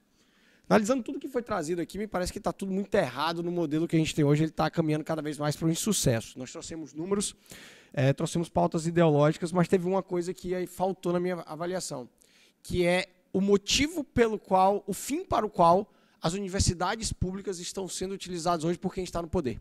E eu posso voltar isso no tempo da ditadura militar, mas eu posso pegar pelo menos de 2002, que pelo menos de 2002 para cá a gente teve aí 6 anos que não foi tomado, o Brasil não foi tocado pelo PT. Né? E analisando como que as nações socialistas que se tornam socialistas acabam se tornando socialistas, uma delas é através do controle dos meios de educação. Né? E considerando que a gente tem uma educação básica muito frágil, em que as pessoas chegam nessas universidades públicas com a base moral, ética, ideológica, até técnica muito frágil, me parece que hoje as universidades públicas são um fim para pautas ideológicas. E quando eu falo isso, eu não estou falando somente para criticar a esquerda. Se fosse a direita, a minha crítica estaria no mesmo sentido. De novo, eu como libertário, acho que as pessoas têm que saber de tudo e elas tomam suas decisões. Mas hoje eu vejo as universidades públicas, sim, como um grande fim para a implementação dessa pauta ideológica, dessa agenda doutrinária marxista. Não à toa, eu estava até brincando aqui com os amigos que eu não teria, entre aspas, coragem de fazer um modelo de podcast nas ruas dentro da UFES, porque sem dúvida nenhuma haveria algum tipo de agressão, não necessariamente física, mas enfim. Então, levanta essa bola aí para você, para mais 2 minutos comentar se você concorda, discorda e fica à vontade. O próprio processo histórico comprova isso. A Revolução Francesa trouxe o primeiro modelo de educação obrigatória estatal nacional, né? Ou seja, todos devem estudar a mesma coisa em todos os lugares, obrigatoriamente e executado pelo Estado. O objetivo da Revolução Francesa nesse movimento era desenvolvimento cívico-patriótico, ou seja, desenvolver naquelas pessoas o senso do partido político, a laicização, porque até então a educação era muito conduzida pela igreja, era muito melhor conduzida, inclusive, mas se a igreja for de oposição ao governo, como é que fica, né? Então eu preciso tirar a igreja, a laicização do ensino vem de um jogo de conflito de poder, né? E uma gratuidade, porque eu não posso obrigar as pessoas a fazer algo que elas têm que pagar. Então eu faço uma gratuidade desse processo, né? Não há a menor dúvida de que o objetivo declarado era esse, né? De que esse continua sendo o objetivo. E a universidade, ela continua cumprindo esse propósito com uma extensão da própria educação básica, né? O ensino aqui, né, do patrono, né, Paulo Freire, é muito voltado à crítica, ao criticismo político, essa lógica de uma educação voltada ao ativismo, né?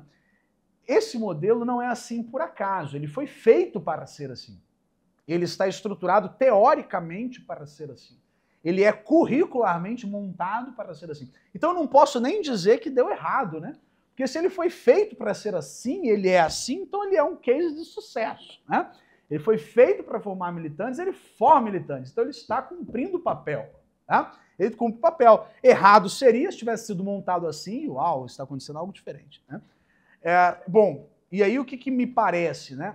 Essa profunda reforma, ela passa pela profunda reforma do propósito, né? E esse propósito muda tudo na hora que eu reentendo o papel da instituição.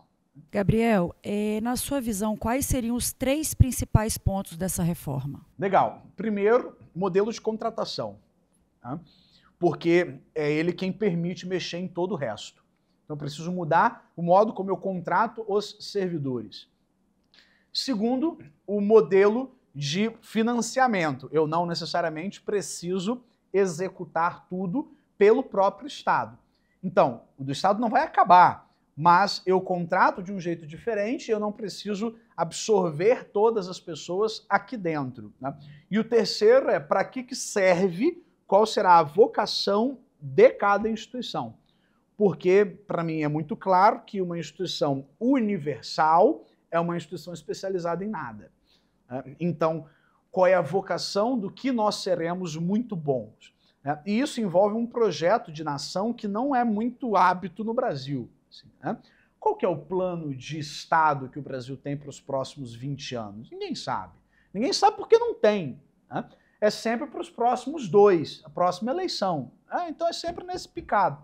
A universidade também precisaria entrar nessa lógica, né? Uma lógica de longo prazo, para construir um propósito e, assim como uma empresa de sucesso, saber quais os nãos que nós dizemos, né?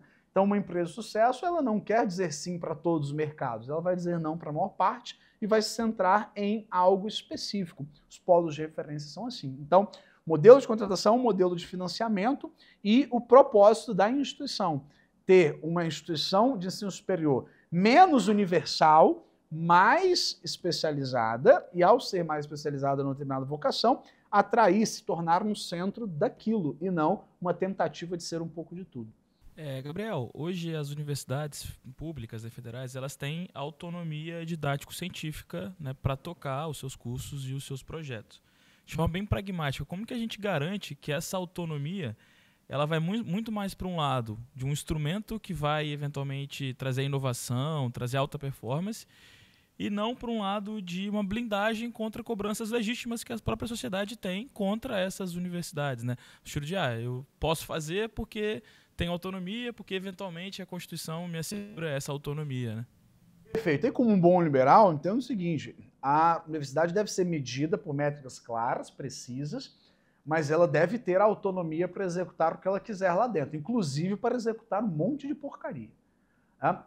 E quem vai decidir estudar lá ou não? O aluno. Né? Então, eu não quero que a universidade seja obrigada a ensinar determinada coisa, porque, do contrário, eu vou para a gestão central, como acontece hoje. Ela tem autonomia, mas essa autonomia, enfim, tem uma série de restrições, não é o caso, mas a autonomia acadêmica, ela escolher aquilo que ela vai ministrar, eu acho que é um ponto que não se pode mexer. Por quê? Porque se eu for por esse caminho, eu perco a capacidade da universidade de dizer qual é a vocação dela, no que nós seremos bons. Tá? E eu entendo que o mercado se regula. Quando eu tenho duas opções, vou estudar economia na UFES ou na FUCAP, cara, eu vou fazer uma análise. De quê? De currículo, de mercado, etc. Eu não quero obrigar a UFES a ensinar o que se ensina na outra instituição. Não, deixa a UFES escolher o que ela vai ensinar. Tá? E aí eu vou escolher para onde eu vou. Depende do que eu quero. Tá? Então a autonomia universitária, ela é importante, inclusive para a universidade fazer bobagem. Né? Isso parece estranho, porque a gente quer sempre algo... Eu quero liberdade, mas com proteção, né? Com segurança. E não existe isso. Né? Então eu fico sem as duas coisas quando eu quero as duas. Né? Então, entendo que a autonomia deve ser mantida, assim como a instituição privada deve ter mais liberdade para executar o que ela quiser. Recentemente, o governo federal andou suspendendo uma série de cursos à distância, por exemplo, dizendo, não, veja bem e tal, esse curso não pode ser online, o direito não pode ser online. Por que o direito não pode ser online? Se ele cumprir os pré-requisitos necessários. Ah, não, porque a formação não vai ser boa, assim. O problema é do aluno que se matricular, deixa ele se formar mal, ele está lá porque ele quer. Né? Se ele quiser se formar bem, ele vai para outra faculdade.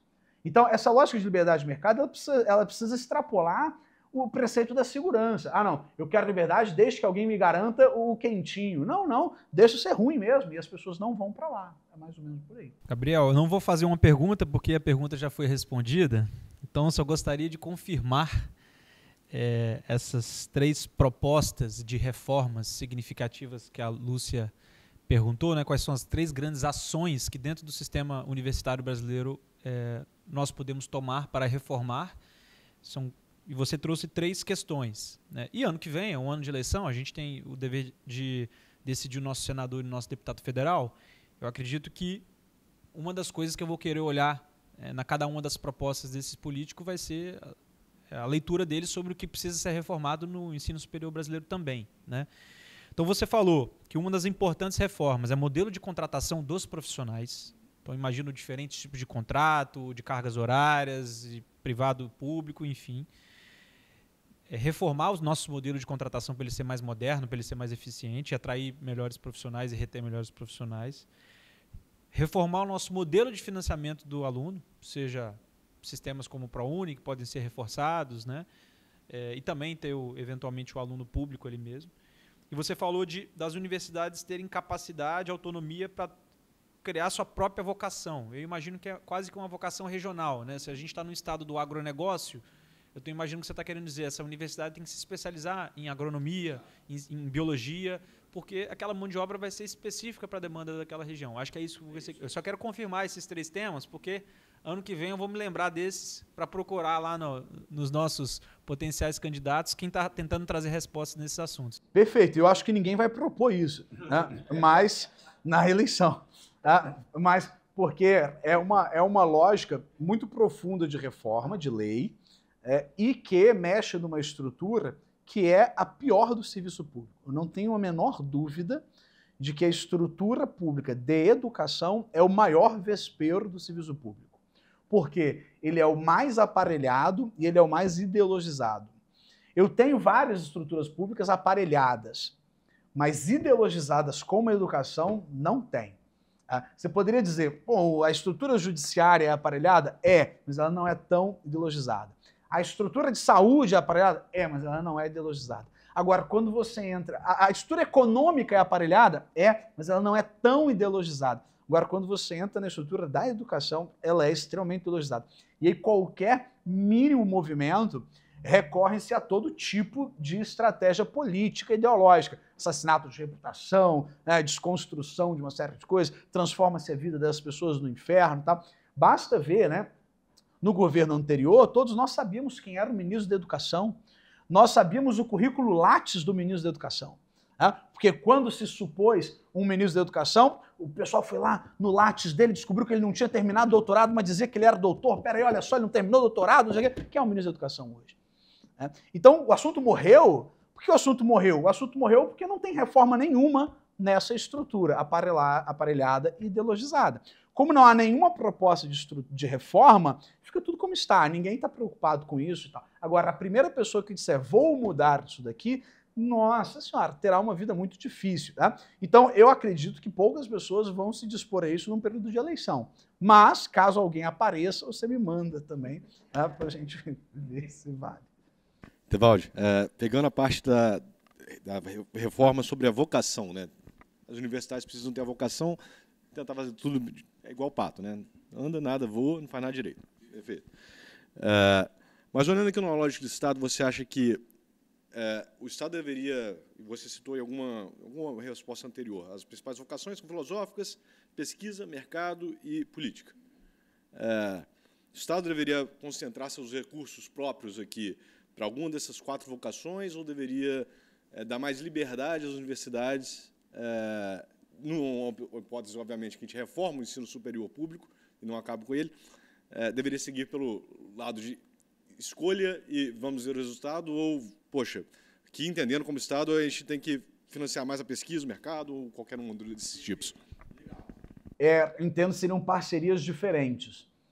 Então, quando eu olho, por exemplo, para uma entidade de vocação humanística, clássica, né, ninguém executa melhor essa formação do que as instituições religiosas, porque é a vocação delas. E eu não digo de uma determinada religião, né, de várias. Então, as formações filosóficas e clássicas feitas nas faculdades religiosas são as melhores, de longe, são as melhores. Então, faz mais sentido eu ter, por exemplo, se essa é uma vocação de determinada instituição, eu ir para esse tipo de instituição. Se eu tenho agora, não, a proposta do Estado, então o que eu quero dizer com isso, né? O Estado executar uma proposta filosófica, humanística, clássica, me parece pouco interessante. Tá? É melhor que ele financie quem sabe fazer. Bom, o segundo ponto seria a universidade voltada à pesquisa e ciência. Outro que eu acredito em parceria profunda, né, com o setor privado, com direito a patentes, etc. Porque é muito mais eficiente. É muito mais eficiente. Veja o que faz, né, o que fazem as fundações de pesquisa em São Paulo, que são parcerias, né, que tem um pé na universidade e que tem coparticipação privada. Não acredito que o Estado executando isso seja eficiente. Então, eu não colocaria a função do Estado nisso. Ele financia, mas ele não busca esse ponto específico. A lógica crítico-política, com certeza, não deve ser. Essa nem deveria existir. O Estado não deve nem financiar isso, nem executar formação de ativismo político. O Estado, por quê? Porque a depender do governo muda seu ativismo. Então, eu não deveria fazer isso de nenhuma forma. Então, me parece que é mais interessante para a otimização do recurso público a lógica de uma universidade utilitarista, que se propõe a bem formar competências profissionais. O Estado vai fazer só isso? Não, repito, a vaga que o Estado paga na instituição privada também é uma vaga pública, porque ele está pagando. Eu não somo as vagas públicas no Estado só pelo que se entrega na federal, mas pelo que ele também paga na privada. Então, acredito que para a execução do Estado deveria ficar aquilo que melhor devolve à sociedade que custeia, né? E essa lógica de uma universidade mais utilitária devolve mais e mais rápido. As demais também precisam existir, mas não sob execução necessariamente. Continuando sobre esse debate de acabar ou manter, ou continuar, né? As duas perguntas anteriores que eu fiz foram sugestões de reforma. Mas eu dei uma pesquisada aqui, fiz uns cálculos de cabeça, com uma boa fucapiana. Atualmente, 39% das vagas de ensino superior têm evasão. Se a gente pegar a quantidade de pessoas que entraram em 2024, foram cerca de 700 mil ingressantes no ensino público, né, superior. Multiplicar por 39% dá, em média, ali, 280 mil alunos que saíram, né, antes do curso finalizar. E aí a gente pega aqui, se cada aluno tem R$53 mil anualmente gastos ali para custear o seu ensino, então a gente teria mais ou menos 14 bilhões de reais desperdiçados, porque são alunos que não comparecem e a gente continua custeando, né, aquele ensino. E a pergunta é, trazendo pontos da utilidade social também, como você disse, né, que não é só, a universidade ela não tem um papel só econômico, só de mercado, mas vendo a realidade do Brasil hoje, é mais caro manter uma universidade, olhando para um lado mais econômico, ou acabar com ela, se você for olhar para um lado mais social. Então, qual que é mais caro? É manter ou acabar? Perfeito. Quando eu era professor de ensino médio, e o aluno perguntava, professor, para que serve essa matéria que você está ensinando? Eu era muito sincero e dizia, olha, se você pretende fazer vestibular, serve para você passar na prova. Se você não pretende fazer vestibular, serve em parte para você tentar ser uma pessoa um pouquinho melhor. Se você não pretende nenhuma das duas coisas, não serve para nada.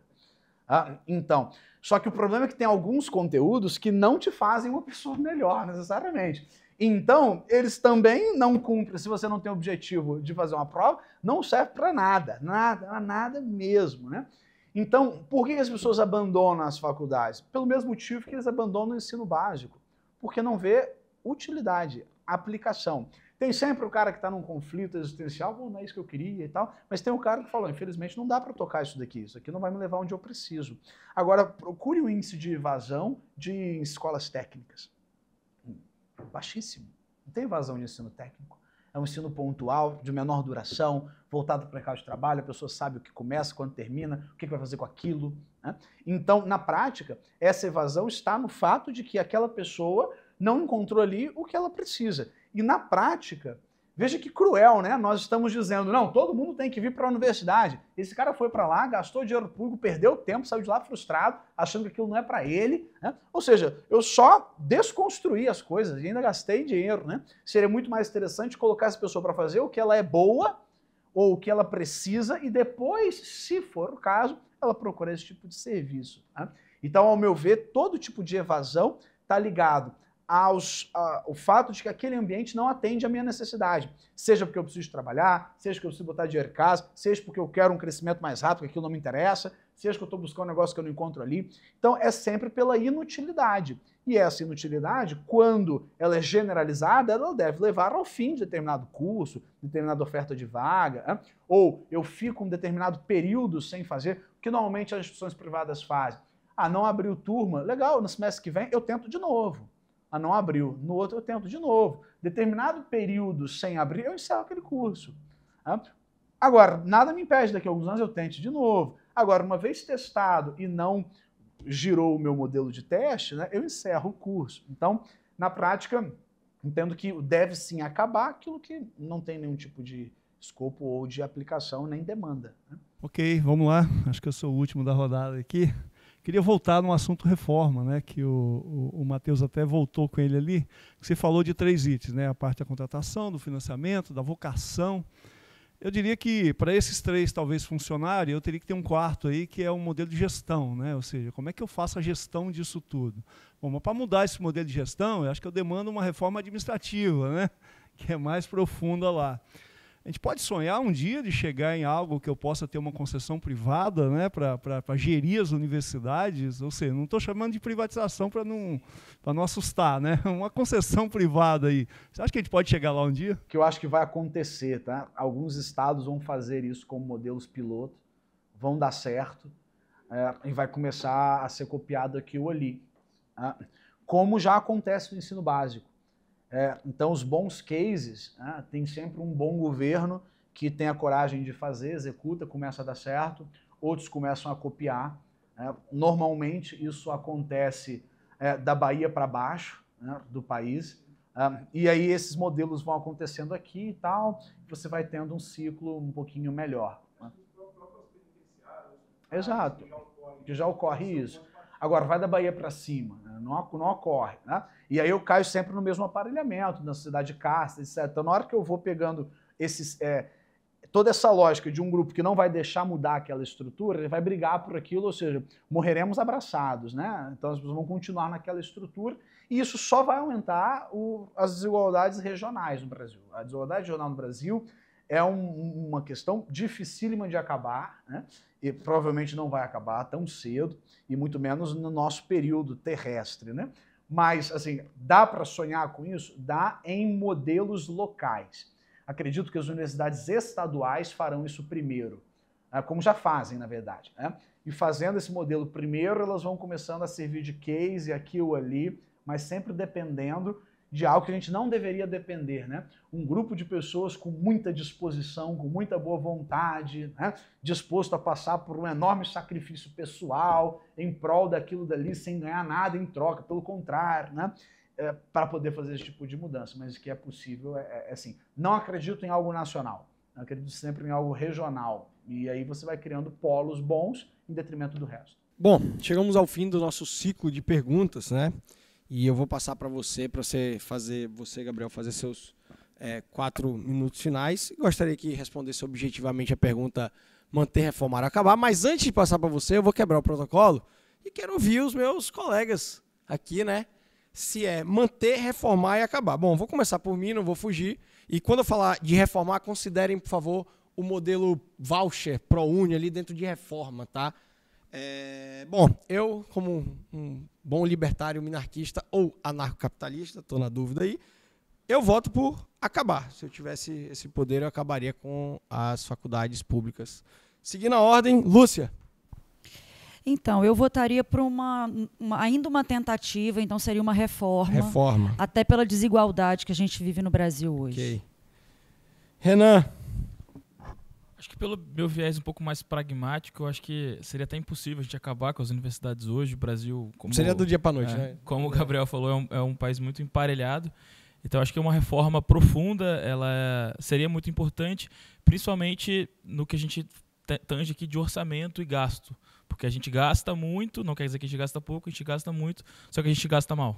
Ok. Matheus.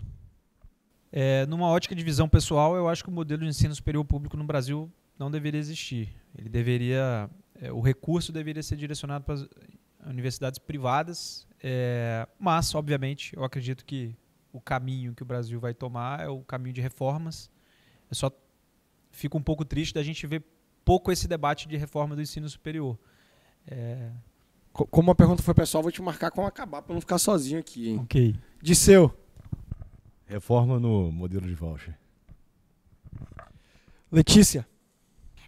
Mais eficiente seria acabar, mas também uma expectativa ínfima no Brasil, a gente vai tentar reformar. Então, meu voto então é na reforma. Reforma? Reforma, ok. Para acabar, Valcimiro. Bom, eu também, assim, gostaria que acabasse, mas eu acho que não é um caminho bem. Eu acho que uma reforma com concessão privada, né, e modelo de voucher, né, cobrar mensalidade de quem pode pagar, e acho que tudo, e bolsa, né, para quem não pode, o voucher, e eu acho que isso tudo tem que ser focado no ensino fundamental e médio. Eu acho que a base do governo tem que estar focada nisso, porque melhorando a base, automaticamente eu mudo o status quo que vem depois, e aí o meio privado consegue fazer bem isso, ou, se for a universidade pública, mas com uma gestão privada. Bom, considerando aqui, ficou 5-2, mas considerando a margem de erro que teve gente que ficou em cima do muro entre ali aquele reformado pragmático e o ideal, quase empate, mas 5-2 reforma. Gabriel, seus 4 minutos finais para responder a pergunta e fazer seus comentários. Vou votar também, né? Por favor. Eu acredito que, assim, por que algumas estradas, quando são abertas para concessão, tem um monte de gente querendo e outras não, né? Porque tem algumas que não são lucrativas, que não tem fluxo, que não tem movimento, né? Então, o que normalmente o Estado faz, ele te entrega o filé mignon e uma pontinha de osso num projeto de concessão, né? Os aeroportos foi assim, você não pega um único aeroporto, você pega um aeroporto de bom movimento e um aeroporto de movimento médio, porque se você for privatizar só o de movimento médio, ninguém quer. Então, me parece que acabar com a universidade acaba com a possibilidade e com a necessidade de formar algumas áreas pouquíssimo lucrativas que ninguém quer tocar. E essas áreas pouco lucrativas que ninguém quer tocar, algumas delas precisam acontecer, precisam existir. Então, acaba sobrando para o ônus do Estado o osso. Então, entendo que, assim, eu preciso tentar equalizar essa conta. Assim, né? E essa equalização fica mais razoável ou eu obrigar a instituição privada a levar o filé mignon e o osso, aí eu consigo talvez acabar, ou eu dou o filé mignon para lá e fico com o osso aqui, aí eu só reformo. E a universidade fica para formar coisas que ninguém quer trabalhar. Assim, né? Então, acredito que é mais próximo da reforma. Mas como consideração final, eu queria deixar um ponto da mentalidade anticapitalista do Mises, onde ele vai tratar um assunto que foi aqui, permeou a nossa discussão inteira, né? É por que os intelectuais têm um ódio tão grande do capitalismo. Né? E basicamente a explicação que ele dá é a seguinte: para compreender a aversão que o intelectual tem pelo capitalismo, convém lembrar que, em sua opinião, este sistema é encarnado por um certo número de companheiros cujo êxito ele inveja e a quem responsabiliza pela frustração de suas próprias vastas ambições. Resumo da ópera: sua veemente aversão ao capitalismo não passa de simples subterfúgio do ódio que sente pelo sucesso de alguns colegas. Então é mais ou menos assim. Por que esse debate, essa discussão é tão difícil, né? No meio acadêmico, no meio educacional, tudo mais? Porque dentro da mentalidade anticapitalista intelectual há um profundo ressentimento pelo fato de que nem todo conhecimento gera dinheiro. Né?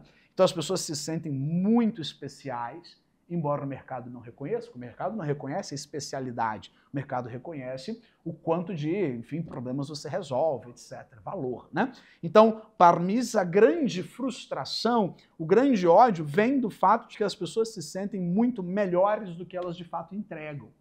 E quando esse sentimento aparelha o Estado, fica sempre o mecanismo dizendo, olha, aquele que entrega não é exatamente a nossa referência, nós não podemos nos curvar a isso, não podemos ser medidos por isso. Então, na prática, não passa de uma espécie de inveja e, ao mesmo tempo, um sistema de castas. Acho que isso resume boa parte do que a gente tratou aqui hoje. E quando eu junto frustração, inveja e castas, eu monto um ótimo setor público, né? Porque ali eu vou ter o aparelho da máquina somado com o sentimento de que eu preciso manter aquilo para que a gente fique aqui no quentinho enquanto o mundo está girando lá fora. É uma pena, custa muito caro, tem solução, são soluções difíceis, pouco alcançáveis em nível nacional, mas que está em discussão e a gente espera poder contribuir de alguma forma para isso. Gabriel, novamente, eu agradeço demais a sua participação, excelente, os seus apontamentos, agradeço ao time de entrevistadores. Muito obrigado de novo ao BRM Podcast, nesse evento aqui em parceria com a FUCAP, a quem agradeço aqui na presença do Balsemiro, Apex Partners, Mendonça e Machado e Tomás Laboratórios. Amigos, esse foi apenas o primeiro, em breve estaremos de volta. Um abraço.